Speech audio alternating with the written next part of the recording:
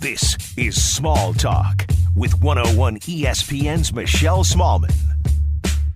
What's up? It's episode 156 of Small Talk. Ceruti and Michelle are back with you. Steve, how have you been? It's been a few weeks. Yeah, I'm good. Chilling.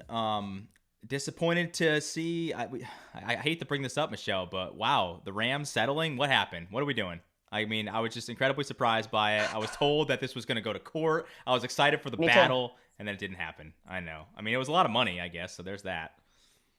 You know, I'm incredibly disappointed with this. I wanted the NFL to squirm. I did not want them to be able to throw money at this problem. I wanted to see it all play out in court. I wanted all of the juicy details, even though we got most of the info that probably would have been revealed in court. But Steve, it just was such a bummer because Randy and I were going to be reporting live from the courthouse every day. It was going to be such an important thing, I think, for St. Louis to be in the headlines with this lawsuit at the same time that the Rams were hosting the Super Bowl in SoFi, the house that Stan built to get out of St. Louis. And I'm really disappointed that they settled. I really am. And I understand why. I understand getting the money while you can now, and that the appeals might have lessened the overall sum that they could get. But I'm never going to see that money. That money is never going to improve my life. Split that up, give it to the fans. Let's go. Everybody gets rich. The fan in this got royally screwed once again because this goes to the lawyers, it goes to the politicians, it's going to the city. And I feel like fans in St. Louis, we heard from them a lot on my show, obviously, Carricker and Smallman, feel like they didn't get their pound of flesh. So thanks for starting the podcast with that. I had to bring it up to bum me out. I was bummed too. I was bummed for you. I'm going to be honest with you. I was sad. I think I texted you. I was like, what the fuck is this? Because it was just, it was incredibly surprising. You know, I was ready for the battle. I was ready. I was like Braveheart putting paint on my face. I'm like, I'm Team St. Lou. Let's go. And then it never happened. But you're right. At least you got paid. That's all right. Well, not you directly, but somebody got paid. I did not get paid. I can promise you that. I did not see one cent of it. Maybe they'll make, some more monuments, some more parks. We'll make some upgrades to the city. Who knows? It probably won't actually happen, but you never know. I'm going to be optimistic. Well, and by paying St. Louis and their legal representation $790 million, even though a court of law did not say you're guilty, clearly that's an admission of guilt. Oh, there was never any doubt in my mind that they were guilty of this, just how much they were going to actually have to pay and how embarrassed they were going to get. But I don't know. Sorry to start off on a downer. I just had to ask you because I knew it was in the news. But no, we got a lot of other good stuff. I mean, it's been a while. Apologies to everybody. I know these have been somewhat infrequent or less frequent, I should say. I feel like it's still every couple of weeks. Michelle and I are busy. We got things going on, but we were happy to. We had a few things to get our off our chest today, including we're going to do an AMA, which we're excited about. That's always pretty much our favorite podcast to do, or when you guys have questions. You have a question for me that we'll do a little bit later. But do you want to start off with this? Both of us saw the Alanis doc, right? You saw it. Actually, Steve, before we get to Alanis, I have two things for you. Okay, go ahead. We'll get to that in a second.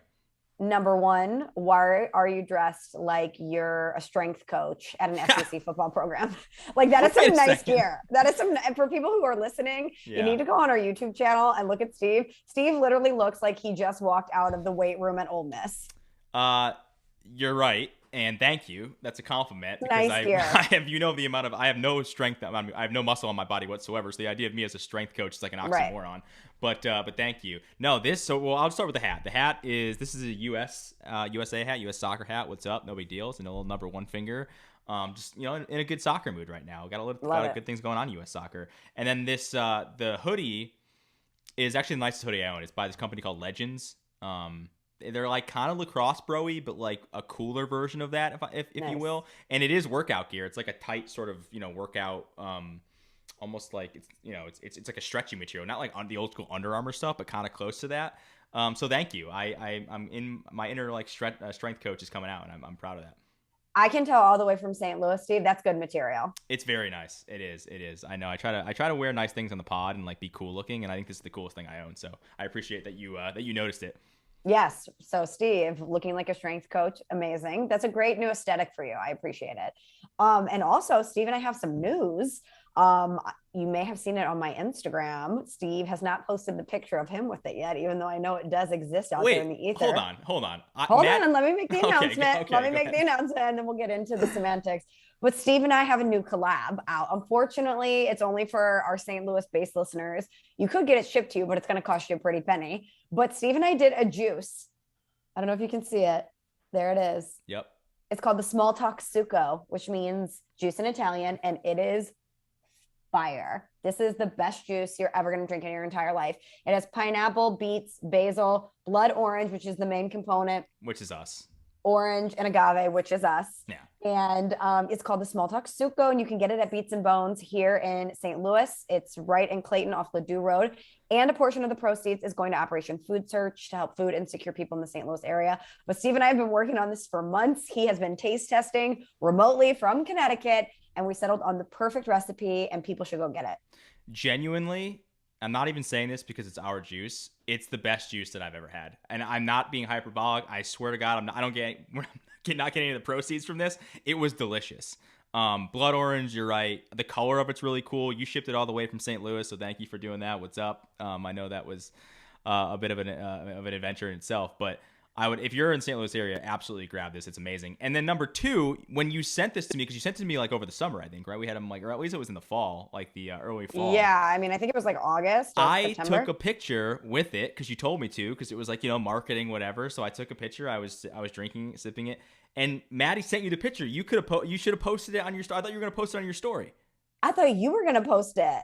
No, I didn't know what to do. I don't know. I didn't know what to do. I'm bad at things like that. I'm not like cool like you and don't have like sponsored content on my Instagram stories. So I'm a noob to this. So I was kind of like leaning on you. So when Maddie was like, "Oh, I'll send it to Michelle," I'm like, "Oh, cool. Michelle will take care of it. And I'll just like repost it." And you never posted it. So you should, after we record this, you should post the picture of me on your story to, for proof that I actually did like it and enjoy it and am a marketing genius. I actually want to post it to Twitter because I know that you won't want to share it. I don't want to share it on Twitter.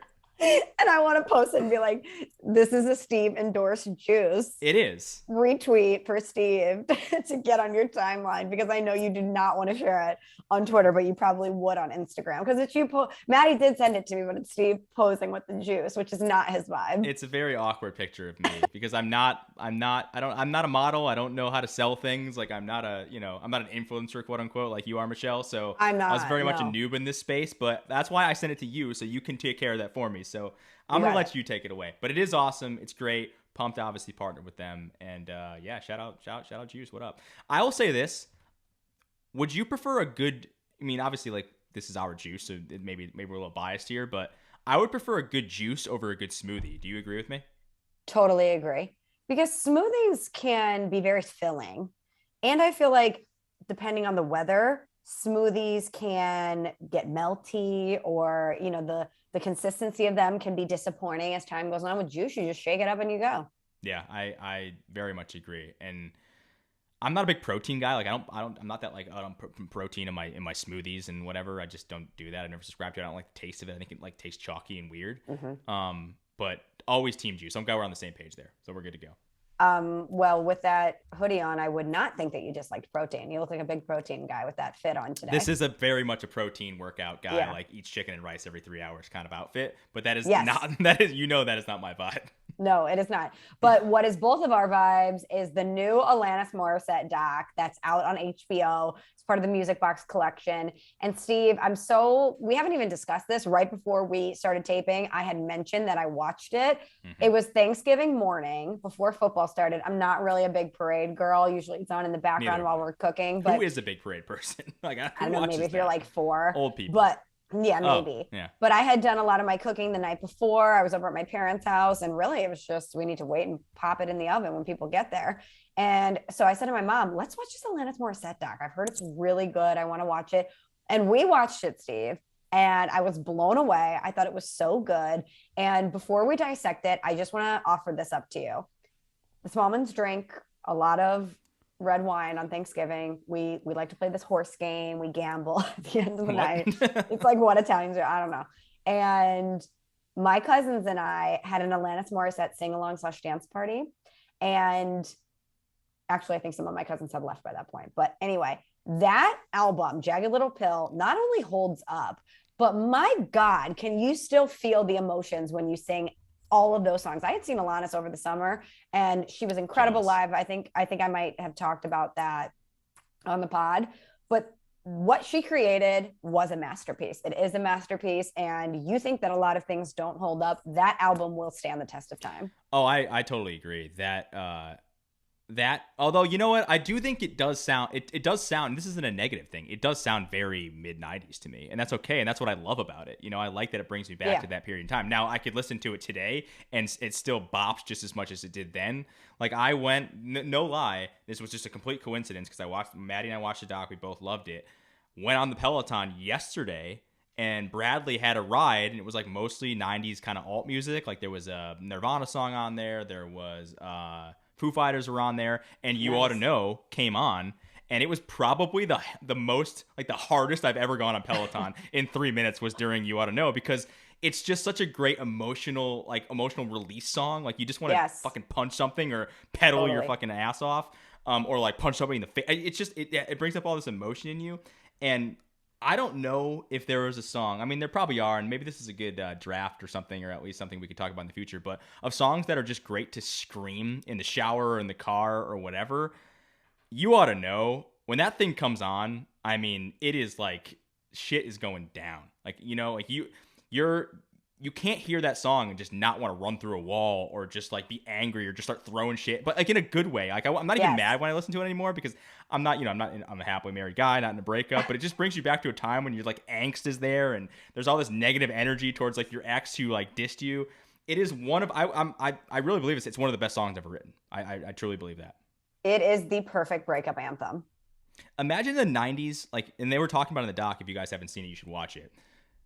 If that just like comes on the radio and you hear that for the first time, you're like, what the fuck is this song? It's this girl who is just screaming, and the crazy thing is that song is like kind of unique on the album. Like, the rest of the album doesn't really sound like that. It's not angry, but that song is very angry, and it was very different from the times, and it was very different. We could talk about this. Like, it's sort of like laid the groundwork for a lot of female artists to come after that to sing like about emotion and breakups and all that stuff in that kind of way.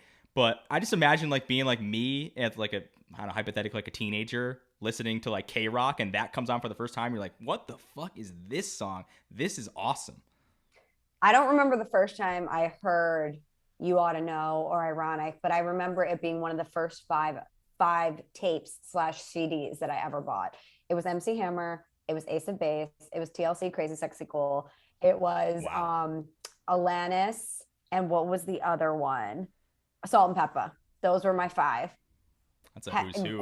Great rotation in there. I will never forget getting that album and listening to it, and NSYNC, throw NSYNC in there. Oh, of course, everybody had that. But I listened to that the blue thing and until it melted. The blue and orange one. Yes, the first one. That's right. Yep. Yeah, I mean, and honestly, that first NSYNC album, some of the deep tracks are better than the hits, but that's for another conversation for another time. But I just loved the documentary because obviously I know that this is an incredibly talented woman. And as you mentioned, I know that what she was able to do in her career shaped the path for so many women behind her. But I didn't realize what a struggle it was for her to even get that album made, and the lack of interest there was in the album, because she wrote it and it was emotional and it was angsty at times. And she kind of grew up as a Canadian pop star and didn't want to be that anymore. And she was kind of rebelling against the system and of this notion of what she should look like. And the fact that Madonna's label took a chance on her, it changed everything for so many people. And I just thought it was incredibly well done. And it was just a really interesting insight into what she was able to accomplish. Yeah, I didn't know that she was like the teen pop star that she was in Canada. I mean, it kind of reminded me of, did you ever watch How I Met Your Mother? Yes. It's like if Robin our friend Sparkles. Jen Howard is listening, she had me watch it. It's her favorite show. Okay, I'm sorry, Jen. I think that's one of the most overrated shows of all time. But the first like couple seasons were good. I just kind of got bored. I was like, all right, who was the mother? Like, we've worked through 4 seasons. Right. We've had all these different people coming in and out. Like, let's just figure this out.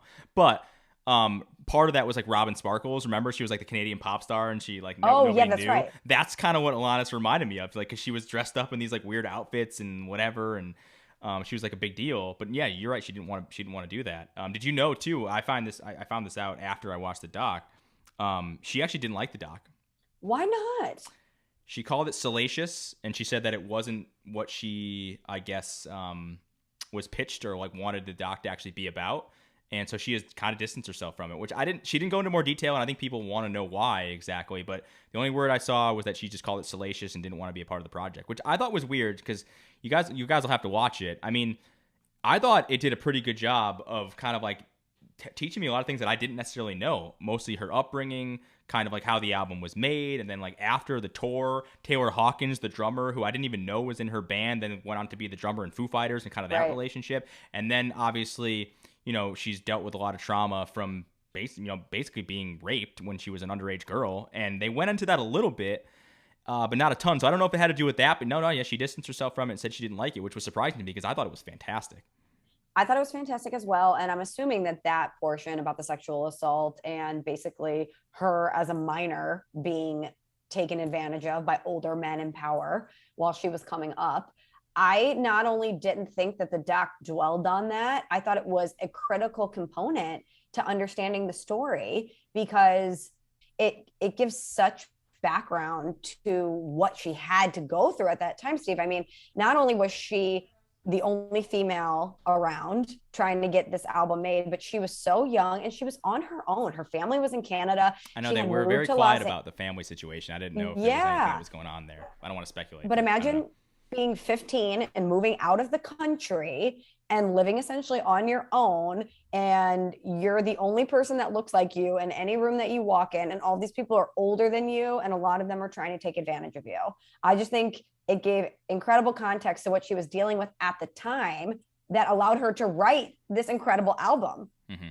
Yeah, I mean, she really did sort of, like, the way that she wrote songs and how personal some of those things were, like, that is the blueprint for what Taylor Swift does now. Now, I'm not saying they have similar music. They don't. But the way and with how specific and the pointed lyrics and the emotion coming from a female perspective, especially about breakups in that way in life, you know, that's Taylor 101. So, you know, there's definitely plenty of acts that can sort of like thank her for, and I think that part of the doc they showed, I think her and Taylor brought her on I think it was on stage for one of her concerts, and they sang You Oughta Know, which must have been awesome. And then the other thing is, I didn't realize like some of the covers that she did. Like she covered Fake Plastic Trees by Radiohead. So I've been going back on YouTube and listening to different Alanis Morissette covers of other people's songs that have been really good. And Fake Plastic Trees by Radiohead is an absolutely fantastic one. But before we move on, I want to ask you, other than You Oughta Know, because that's just like the banger of the album and it's probably the most well-known song, what's your favorite song on Jagged Little Pill? Because I have one, but I want to hear yours first. Oh my gosh, there's so many. I mean, Ironic obviously is iconic. I would say though, maybe Head Over Feet. That's such a great song. See, I would go Hand in My Pocket. I just think that's great too. I when that song came on, I hadn't heard it, but then when I heard it in the doc, I've listened to it like at least 10 times since I watched the doc because I forgot how great that song is. I mean, it's a moody album, and there's a lot of songs in there for different moods on that album, which is probably what's so special about it. But if I had to pick one other than You Oughta Know, it'd probably be Hand in My Pocket. But you can't go wrong. You throw a dart at that album, you're going to find a good song. It's incredible. So if you haven't watched the doc, go do it. Should we get to some AMA questions? Yeah, let's do it. This is always okay.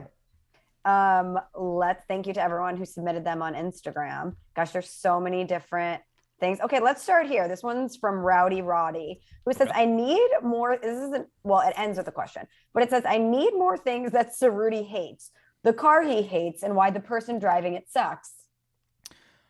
I actually, well, a list, Steve, of things that you hate. Go. Well, the floor is starting with cars, I actually do have bad road rage. I don't know if I've talked about this before, but I get really fucking annoyed when people suck at driving. Like irrationally annoyed when people like to the point where Maddie. I just laugh so hard. To the point where Maddie like gets scared in the car. Now I have 33 years old. Had my license since I was 16-ish. Never been in an accident. I'm a good driver. Wow. Like I am a good driver. Okay, not bragging, and I'm gonna knock on wood, but I don't have to because I've said this for the year. I'm a cautious, good driver. I'm very aware of my surroundings. I think that's the best part of being a driver, or the best part of good drivers is like just be aware of where people are and where things are. Don't get distracted. And I'm like hyper aware of not only driving but just everything in life. And I get so irrationally mad at people who just like don't turn their blinker on or don't turn their blinker off, or who are driving slow in the left lane, or who like cut you off for no freaking reason because they're not paying attention. That shit pisses me off. So to use your car thing, that is my car analogy of things that I hate. Now, other stuff that just like randomly pisses me off. We talked about this last year, I guess. I do hate like the projector lights for Christmas that are now going up all around my neighborhood. Yes, like miss me with that, fam. What else do I hate? One thing that has pissed me off, the more I've gotten into like TikTok and Instagram reels, Michelle, it is the amount of like people who are, and they're usually like just like moms that are just like bored at home and have nothing to do, that just do these terrible repeat things, you know, like because TikTok is essentially just like the same people doing the same shit over and over again, right? With like different music, and it's the music and whatever. And the amount, and but here's the thing, it's actually on me because I watch this shit. I'll be scrolling up for like 30 minutes. I'm like, that's stupid, that's stupid, that's stupid. Guess what? The joke's on me because I'm the one watching all this stupid content. My God, it's like insane. But so that kind of stuff pisses me off because like when I'll find like a really good original thing, like the guy who does the saxophone solos during random songs that I told you about, I think on A+ content. Cool. Like that's a great unique content, but there's also so much dumb stale content on TikTok and Instagram Reels that all that shit pisses me off so much to the point where like Maddie's like, why are you watching this? It just makes you angry. I feel that same way about Twitter. I get on Twitter maybe 3 times a week for like 5 minutes to retweet the podcast of my radio show. And I'll do this. I'll do a 1, 2, 3 scroll before I get so annoyed. Because it's just the same people tweeting the exact same jokes, the exact same memes. It's like, y'all this and fam that and bruh this. I'm like, do you guys wait until someone else tweets this league? Do you wait until someone else tweets it and then you fire off the tweet? So it can be like, we said this at the same time. It's angry people who are too ashamed of themselves or hate themselves that they can't put their real name and face to their account, or it's people that say the same thing. I'm over that platform. Yeah, Twitter. I wish there was a way on Twitter where you could like give credit to the first person who said something, and then you automatically have to like, you can't tweet something if it's the exact same joke, right? You have to reuse this, you have to quote tweet or give the attribution to somebody else, because that's exactly what happens. And oftentimes it's like the lesser people, it's the big people that with like the blue check marks that steal from the people that don't have the blue check marks, and it's actually kind of annoying. So I am 100% with you on that. But we could do an entire pod of just like 10 things that piss us off every week, but that would probably be a very depressing podcast. Can I get like the Ceruti hate list next time we do a pod? I want 5 things that you're hating at this moment. I could do that. Give me the Ceruti hate list. Give me notice and I'll be able to do that much better next time. Yeah. Okay, next question. What is the best sledding setup? Tube, wooden sled, disc, ice to snow ratio, and do you guys go face or feet first? Wow. Do you have a preference? Because I would just say it depends on the conditions, you know? I like fresh pow. I go feet first always. Shelly Fresh Pow. There we go. Shelly Fresh Pow up in this B. And I have been tubing. I did that in Colorado in Breckenridge, and it's fun, but I prefer more of a disc, like a toboggan, where you have the handles on the side and you're more on the ground. I don't like that my butt is in the tube, because it makes me feel like I have no control, which I guess is part of the fun of it. But I like to know that I can easily bail and not break my arm or leg if I need to pop out, which is why I like a toboggan situation. I think the question would be, I like all of the above. If we're talking about like vessels, I think tubes are great. I think discs are great. I would say discs are probably like the last one I would choose, but I would still use a disc if I had to. And then the one where you like steer it in the front, that's wood. Is that like the old school sled? Those are fun too. Yeah. But they're used for different things. Like I would say a tube is you're usually tubing down like a ski mountain. Like I know like in where I grew up in the town, there's a ski resort there, right? And they have one hill that's just dedicated to tubers tubing down the hill, which is awesome and super fun. And there are like little like, you know, jumps and ramps that you can go off of, because obviously when you go off of a ramp and you get some air, like you want to come down to something soft, and that's a tube. So that's fun. But if it's like in my backyard hill, there's probably not enough space for a tube. So that's where like, you know, your traditional sled or your disc kind of come into play. But I guess it just depends. I mean, everybody's fresh pow. Like fresh pow is what you want, right? You don't want like an icy situation. Who wants ice? Like, you're scraping your knees or you're ripping your jacket open. You don't want that. I mean, you could probably get good speed that way, but it's not going to be the most fun situation. So decent amount of powder, not wet snow. Obviously we want like, you know, the snow that holds itself and doesn't like make your entire body compacted. Yep. And so I guess I would say I would rank them as, I would go tubes first, but it depends on the setting, and then like a traditional sled second. But great question. Great question. And hopefully we'll be sledding soon. All right. Next question from T. Cosgrove. Who was the biggest hater at ESPN? See, this is like, it has to be somebody like we're friends with too, because we can't be like, oh, you know, and just call out some random person. He's such a hater, and I don't even know this person. I'm just calling them out. I mean, if I'm being honest, like me and Ryan, where we sit around and just bullshit and be like, this sucks. What? This is stupid. What? We do that all the time, and it's probably a negative energy thing, but it is what it is. But there are a lot of haters. I would say there are a lot of haters at ESPN. Like a lot of people, and this is, I think this is just kind of everywhere. It's like a universal thing.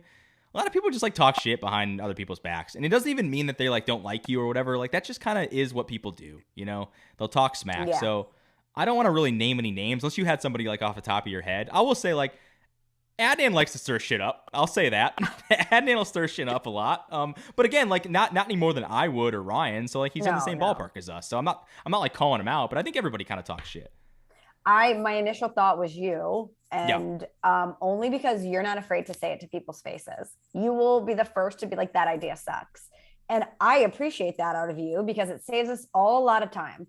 And I would rather you tell me in the first 30 seconds of me pitching something to you that it sucks, rather than do the, oh, well, maybe passive aggressive. And then like 2-3 days later, it gets killed. Well, you could have saved us a whole lot of time and energy. Correct. So I would say you definitely throw Ryan in that mix, but I appreciate that out of you guys. I think that that actually is a positive character trait. Yeah. Like, I don't know if I'm a hater.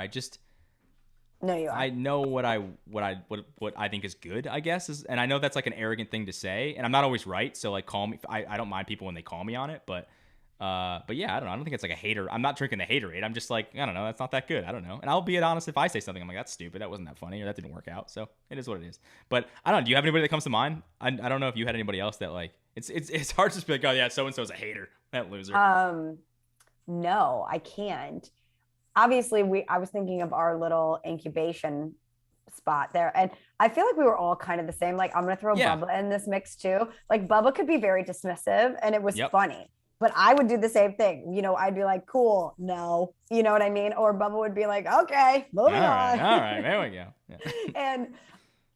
But I think that's why we all loved working together so much, and why the show was good, and why we were able to be very effective in what we did, because there was never any pretense. It was just like, wow, that sucked. Okay, let's move on. Keep it moving. Yep. All right, noted. Keep it moving. Next. Sorry that wasn't as juicy as I think the person wanted us to be, but it's hard to just like, I don't know, call people out.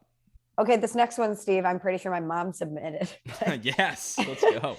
Shout out to my mom. It says, do either of you have a plan for retirement? Thanks, Mom. I mean, we got into a question.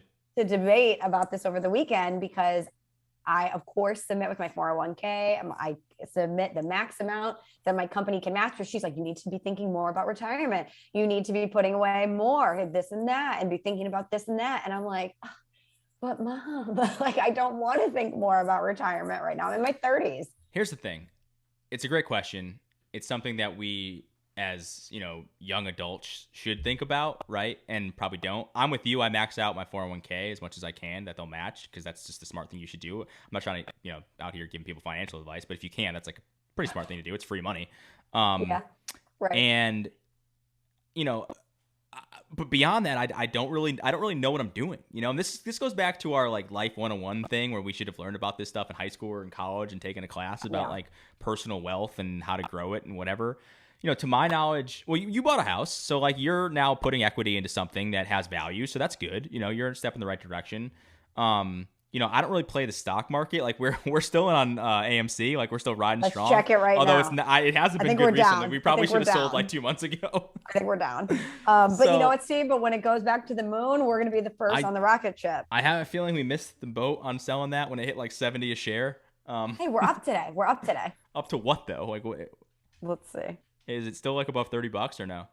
3104, oh, okay. baby. So we're still doing okay. I mean, like I said, it was at 70 a couple months ago, and probably should have been like, all right, that's probably as high as it's gonna get. But you're right, we wanted to go to 100 and it didn't. So maybe it will, maybe it won't. So I don't really play the stock market because I don't know what I'm doing. Like, and I think most people who like day trade, that's a good way to lose all your money. That's basically like going to the casino, and eventually you're going to lose your money because you don't know what you're doing, and the house is against you.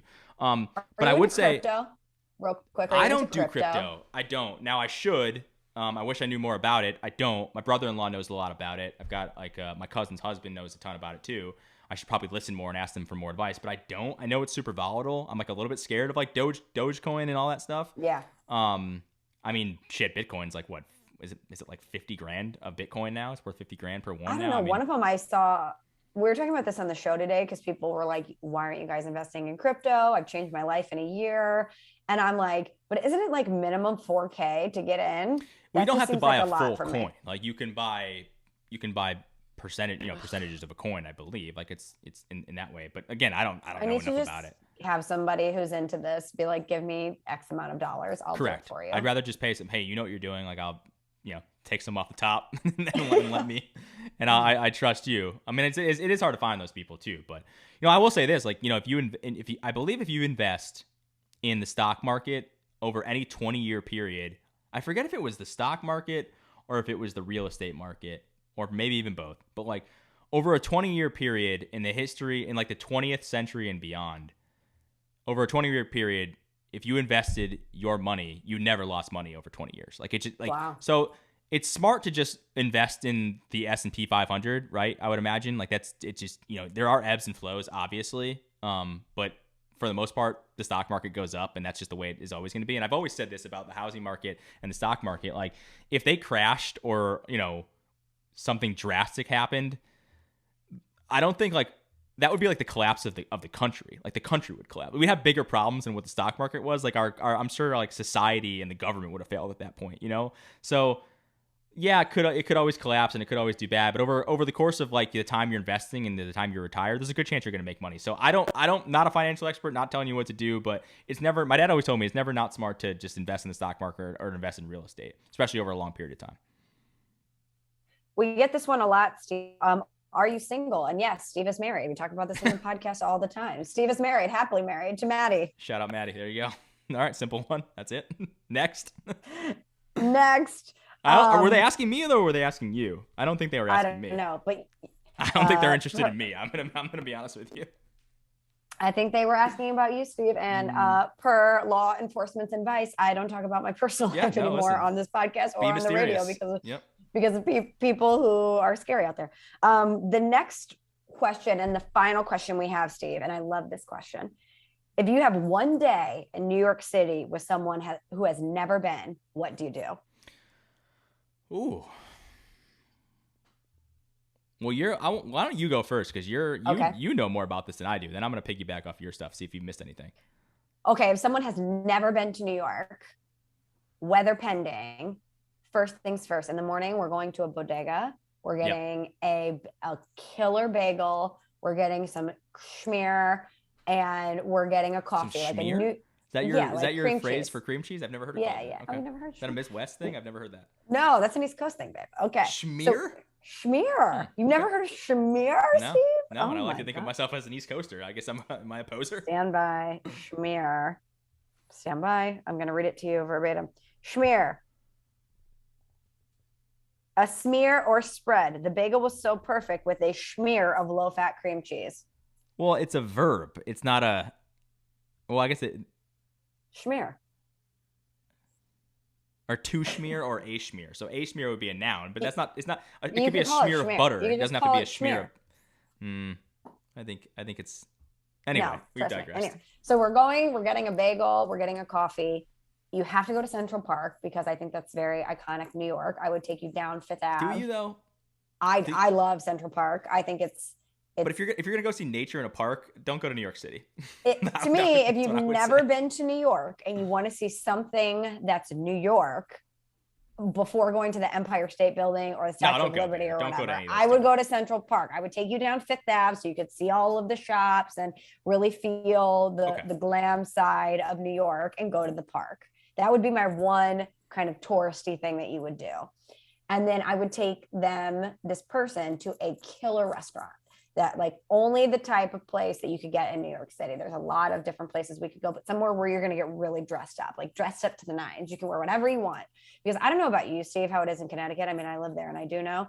In St. Louis, I'm always the most dressed up person anywhere I go. I like to get dressed up and go to dinner. And when I go to dinner, I'll be in a dress and heels and feel really fierce and feel good. And then I walk in and everyone's in like jeans and a t-shirt. Everyone is so chill here, which is great. I like that component of St. Louis. But part of the reason that you go to New York is that you can put on your finest. I feel like our style as a society has much like the politics, although this isn't a political thing, has really gotten it's gone to the extremes. Like either you're really dressed to the nines or you're slumming it up. There's really not a lot of middle ground anymore. Like it's either like, you know, ripped jeans and a white tee, or you're wearing a dress, or you're wearing a suit, or you're wearing like something like really, really nice. When we were growing up, I felt like there was much more middle ground to that. So like, you're right. I don't dress up a ton. I like dressing up. Not necessarily wearing a suit, because I think suits are just kind of like, I don't know, meh. They're kind of outdated. But you could wear a suit out in New York and it would be NBD. Yeah, but I'm with you. You could also wear full goth and it would be NBD. You could wear whatever you want. Yep. But sometimes the sign of a great place is that you can wear both of those things and it doesn't matter and you fit in both. Totally. That's actually probably the sign of a good place. But isn't that New York though? It's all about fashion and personal expression, which is why I would be like, wear your favorite outfit that you would. It's like a special outfit. Yep, I agree. But do something. You're right. Do something nice for dinner. Like go out, get drinks. I would say go to any of the number of great cocktail bars. I forget what this bar was called. But it was basically like a 1920s speakeasy that I went to with my sisters one time when my sister still lives there, but when she was living in that area. Awesome spot. But doesn't make a million. Just Google the bars and the scenes and make sure you go to a really cool one, a really hip one. The one thing I would say is, because I did it recently, go to a sporting event, even if you don't like sports, because it's so fun. Like a Knicks game, it's just awesome. Like the atmosphere is great. There's famous people everywhere. Basketball's fun to watch. It's only like 2 hours, 2.5 hours. You're in, you're out, you're drinking, you're having fun with your friends. You can go out afterwards and still have a good time. You can go to dinner afterwards and still have a good time. Make that part of your night too. Because I remember I was telling you when I was at the Knicks game, Selena Gomez was there, with Cara Delevingne or whatever her name is, and apparently they're dating now. So what's up? What's up?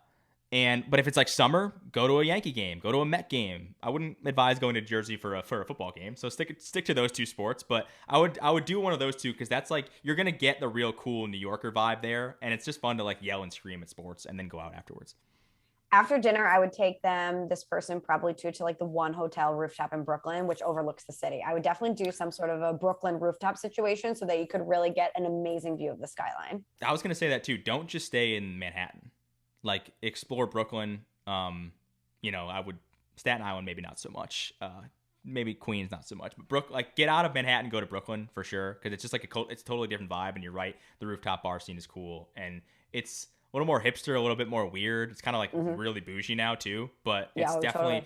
There's nothing worse than like the guy who's like, oh, I'm going to New York. Like, let's go to Times Square. Let's go see the tree. And you're just like, that's stupid. Okay. To bring it back I've to done it. I've been to the tree. It's so underwhelming in person. It is. It really is. So to bring it back to the original, I think the original AMA was stuff that I'm annoyed by.